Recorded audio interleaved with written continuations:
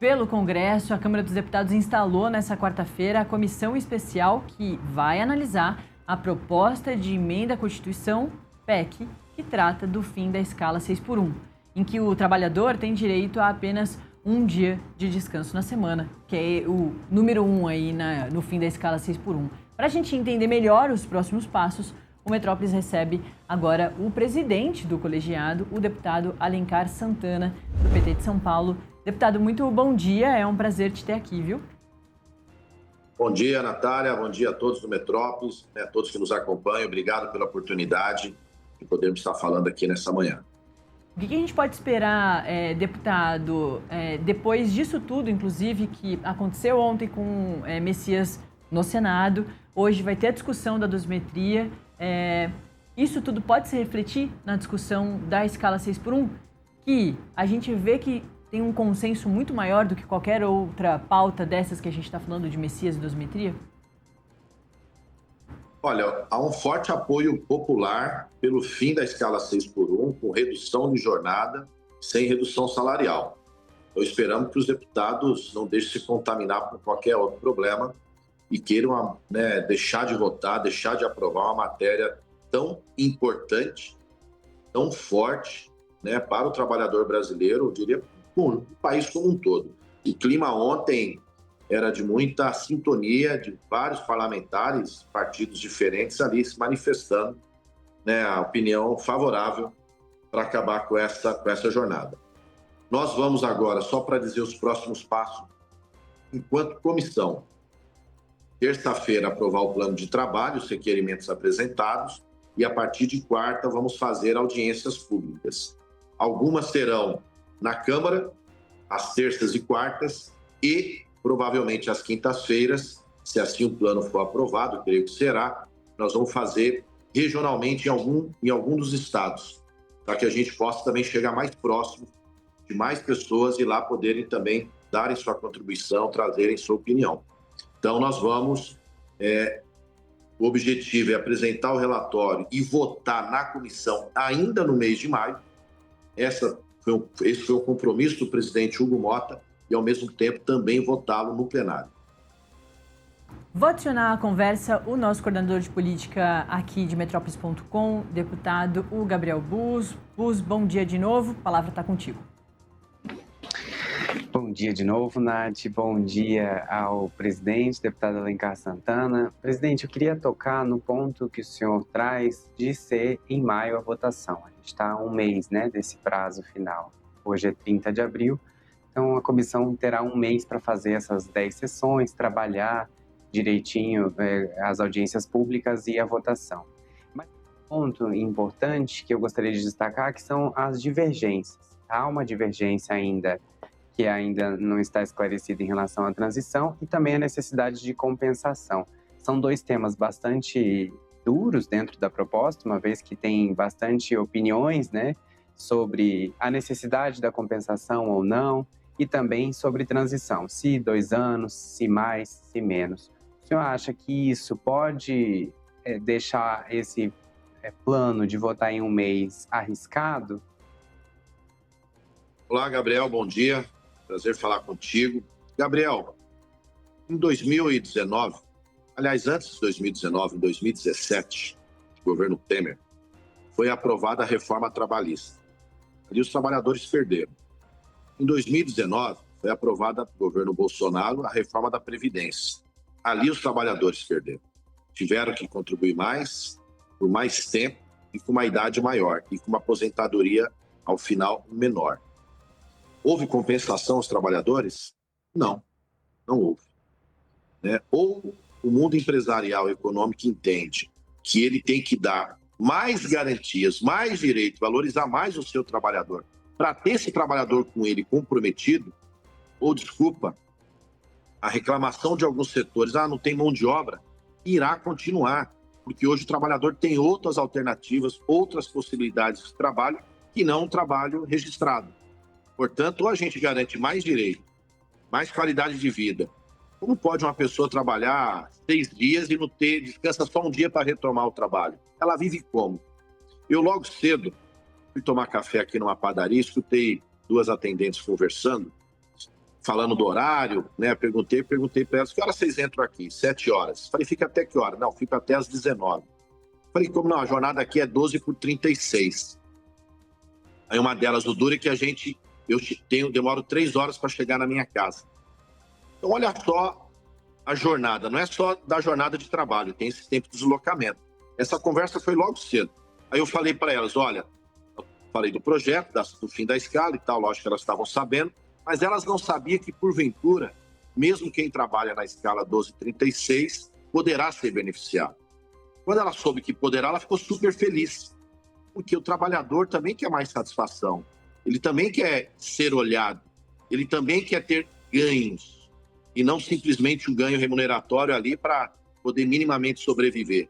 Então, eu vejo com muito... E é importante frisar, o projeto que o governo mandou, o governo do presidente Lula, e nós vamos trabalhar isso, aliás, o PT está apresentando uma emenda à própria PEC, para que haja 2 dias consecutivos de descanso, para que haja justamente a possibilidade do trabalhador usufruir com qualidade desse descanso a mais que ele terá durante a semana.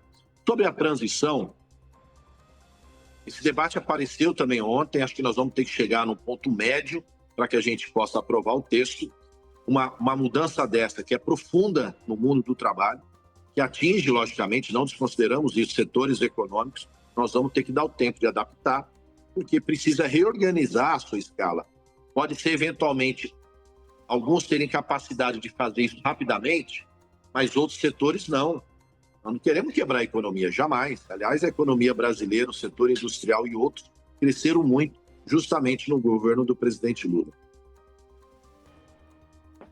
Presidente, eu queria abordar justamente a sua opinião enquanto a essa transição. O relator, o deputado Léo Prats, já deu ali um parecer anterior, né? Ele, presidente da Comissão do Trabalho, de que poderia ser uma transição de 2 anos, né? Em 2027 uma parte, 2028 de fato passar a valer. Claro, isso é uma decisão anterior, ainda não é o relatório, não tem a ver com o relatório nesse momento. Ele pode, inclusive, mudar de opinião, mas eu queria a avaliação do senhor se esse calendário para o senhor seria plausível dessa transição de 2 anos. Olha, eu acho que nós chegaremos a alguma transição. Está muito no início dos trabalhos para dizer qual. Na Comissão do Trabalho, o relator, o nosso deputado Léo Prats, fez um trabalho com muita competência, com muita qualidade, ouvindo amplos setores. Ele apontou ali a necessidade de 2 anos de transição.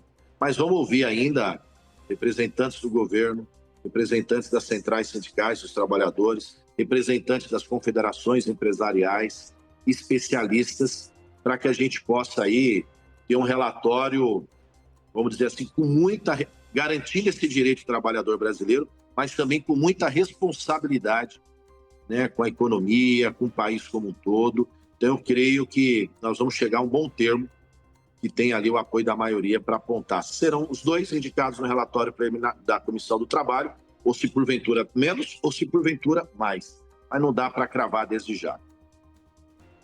E sobre a compensação, também queria insistir com o senhor sobre essa pressão que frentes parlamentares do Congresso têm feito de que será necessário, sim, uma compensação.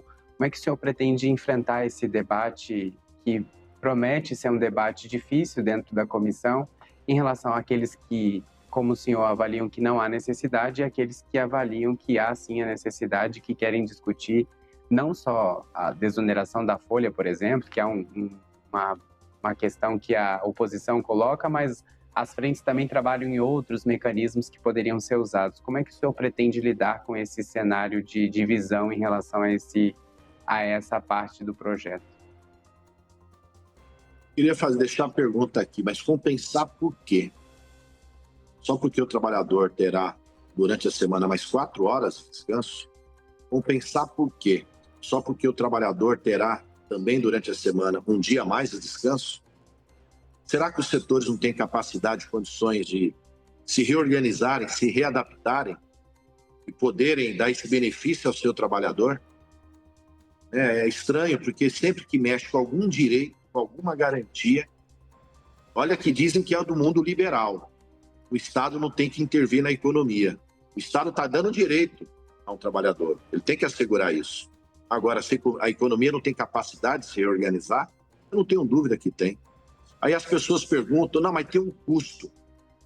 Tem um custo que nós vamos ter que pagar. Alguém vai ter que pagar a sociedade. Ô, Gabriel, sabe quem está pagando o custo hoje de um trabalho excessivo? O trabalhador que está ficando doente. Está indo, passa em qualquer avenida de qualquer grande centro, veja o número de farmácias. Por que aquilo? Porque justamente as pessoas estão doentes. Estão doentes pela pressão, pelo excesso de trabalho, por uma qualidade de vida menor.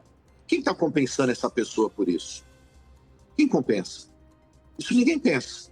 Será que a gente pensar na vida dessa pessoa, nós teremos um prejuízo econômico e social fortíssimo? Na minha opinião, não.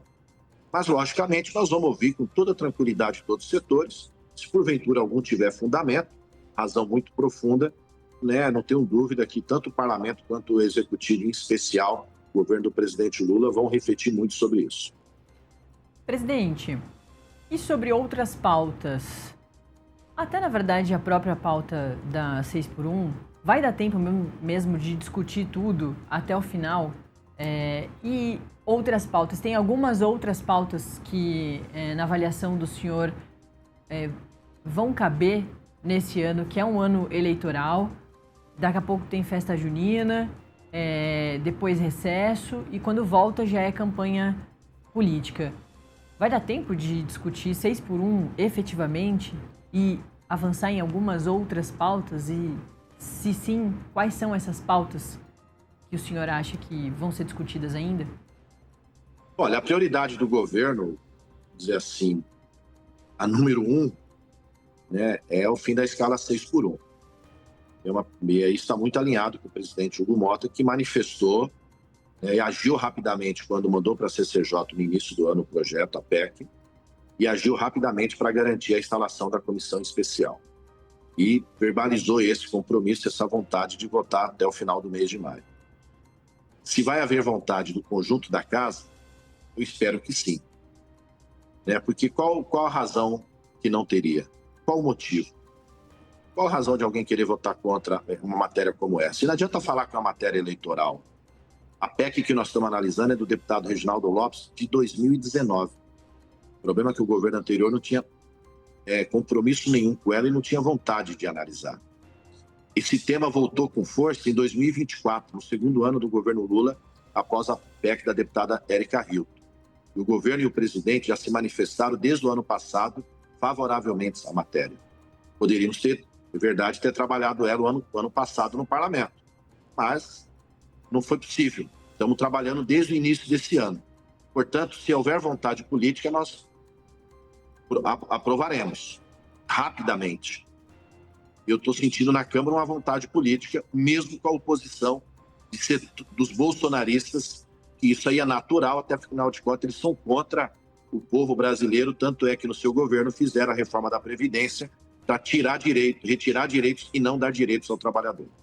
Perfeito. A gente ouviu aqui o deputado Alencar Santana, do PT de São Paulo, presidente da Comissão Especial da PEC do fim da escala 6x1. Deputado, muito obrigada, viu? Eu que agradeço, Natália, Gabriel, a todos aí do Metrópolis, a todos que nos acompanham. Um forte abraço, um beijo grande. Obrigado. Valeu. E também me despeço de você, Gabriel Bus, coordenador de política aqui de Metrópolis.com. Esteve com a gente aqui, sempre está às sextas e segundas. Hoje é um quase sextou, afinal de contas amanhã é feriado. E é por isso mesmo que hoje você participou, e também porque hoje foi um dia emblemático, né? E seguirá sendo, porque às 11 da manhã tem discussão do PL da dosimetria. Valeu, viu, Bus? Obrigado, Nath.